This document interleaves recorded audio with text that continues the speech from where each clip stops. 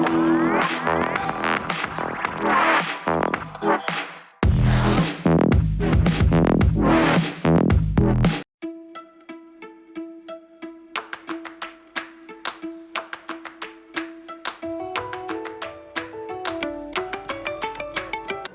வீடியோவில் வந்து நம்ம சிம்பிளாக ஈஸியாக பண்ணக்கூடிய ஒரு ஸ்வீட் ரெசிபி தான்.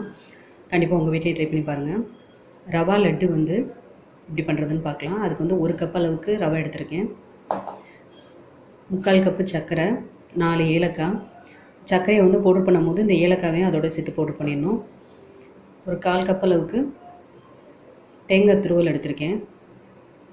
லட்டில் சேர்க்கறதுக்காக முந்திரி பருப்பு, திராட்சை. இதை வந்து நல்லா நெய்யில் வறுத்துட்டு வச்சுக்கணும். இதை வந்து அடுப்பில் பாத்திரம் வச்சுட்டு 2 டேபிள் ஸ்பூன் வந்து நெய் விட்டுருக்கேன். இப்போ வந்து நம்ம ரவையை வந்து இந்த நெய்யில் நல்லா வறுத்தெடுத்துக்கணும். ரவை வந்து கருகிராத அளவுக்கு பார்த்துக்கோங்க. நல்லா ரவையில் வந்து அந்த வாசனை வரும். ரவை வறுக்கிற வாசனை வரும்போது நம்ம வந்து ஸ்டவ் ஆஃப் பண்ணிவிட்டு அதை ஆற வச்சுக்கலாம். நெய் நல்லா காஞ்ச பிறகு அடுப்பை கொஞ்சம் குறைச்சி வச்சிடணும். வச்சுட்டு நம்ம எடுத்து வச்சுருக்க ரவையை அதில் சேர்த்துக்கணும்.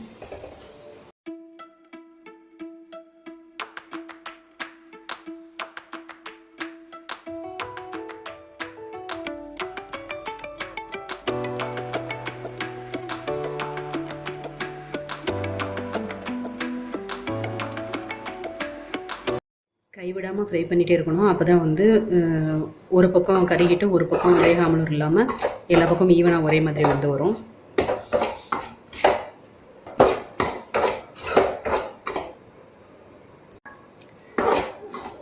ரவை வந்து நல்லா வறுபட்டுருச்சு.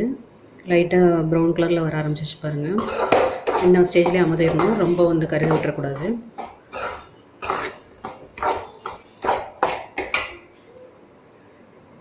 இதை வந்து ஒரு பாத்திரத்தில், ஒரு அகலமான பாத்திரத்தில் போட்டு வறுத்த ரவையை ஒரு அகலமான பாத்திரத்தில் போட்டு நல்லா ஆற வைக்கணும்.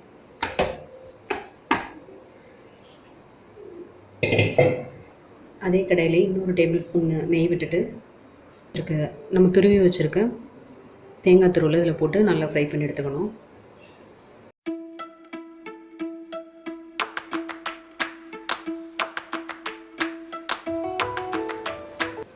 நல்லா சிம்மில் வச்சுட்டு தேங்காய் வந்து தண்ணி பதமே இல்லாத அளவுக்கு நல்லா ஃப்ரை பண்ணி எடுத்துக்கணும். தேங்காய் துருவல் போடுறது வந்து ஆப்ஷனல் தான். உங்களுக்கு வந்து இது தேங்காய் டேஸ்ட் அவ்வளோ ஒன்றும் பிடிக்காது, வாயில் தட்டு போகிறது பிடிக்காதுன்னா, உங்களுக்கு தேங்காய் டேஸ்ட் அவ்வளோ பிடிக்காதுன்னா இந்த தேங்காய் வந்து நீங்கள் ஸ்கிப் பண்ணிக்கலாம். வெறும் ரவை வச்சு மட்டும் கூட அது மாதிரி பண்ணிக்கலாம்.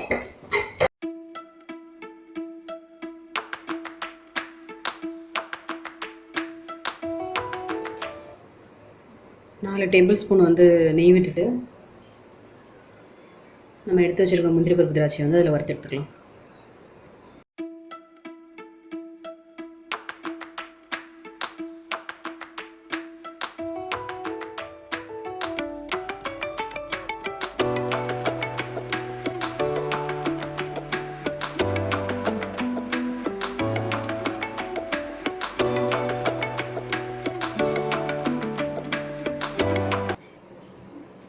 இப்போ வந்து ஜாரில் சீனியும் ஏலக்காவையும் சேர்த்து நல்லா பவுடர் பண்ணிக்கணும். எப்போதுமே வந்து சுகர் பவுடர் பண்ணோன்னா அந்த மிக்ஸி ஜாரை ஓப்பன் பண்ணாதீங்க. கொஞ்சம் நேரம் ஒரு 5 மினிட்ஸ் கழித்து ஓப்பன் பண்ணுங்கள். அப்போ தான் அந்த பவுடர் வந்துட்டு வெளியில் வராமல் உள்ளே செட் ஆகிக்கிறோம். சுகர் வந்து நல்லா பவுடர் பண்ணியாச்சு. இப்போ இது கூடவே நம்ம வறுத்து வச்சுருக்க ரவையும் சேர்த்து பவுடர் பண்ணிக்கணும். ரொம்ப ஃபைன் பவுடராக அரைச்சிடாதீங்க. கொஞ்சம் ஓரளவுக்கு கோஸாக இருந்தால் கொஞ்சம் நல்லா ஓரளவுக்கு கோஸாக பவுடர் பண்ணியாச்சு. இப்போ அதை வந்து ஒரு அகலமான பாத்திரத்தில் மாற்றிக்கோங்க.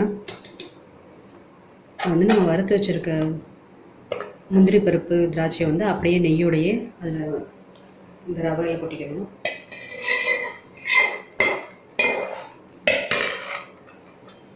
நெய் வந்து சூடாக இருக்கும், அதனால் வந்து கையை வச்சிடாதீங்க. ஃபஸ்ட்டு கரண்டி வச்சு ஒன்றா எல்லாத்தையும் மிக்ஸ் பண்ணிவிட்டு அதுக்கப்புறமா வந்து நம்ம உருண்டை பிடிக்க ஆரம்பிக்கலாம்.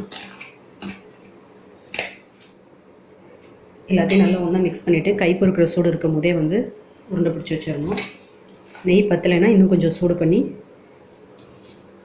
நம்ம பால் ஷேப் கொண்டு வர அளவுக்கு, நம்ம கையில் பிடிக்கிற அளவுக்கு இருக்கிற மாதிரி நெய் வந்து ஆட் பண்ணிக்கோங்க. லம்ஸ் இல்லாமல் நல்லா எல்லாத்தையும் ஒரே மாதிரி எடுத்து விட்டுட்டு அதுக்கப்புறமா வந்து நம்ம லட்டு பிடிக்க ஆரம்பிச்சிடலாம். இந்த மாதிரி உங்களுக்கு வேண்டிய அளவுகளில் லட்டு பிடிக்க ஆரம்பிச்சிடணும்.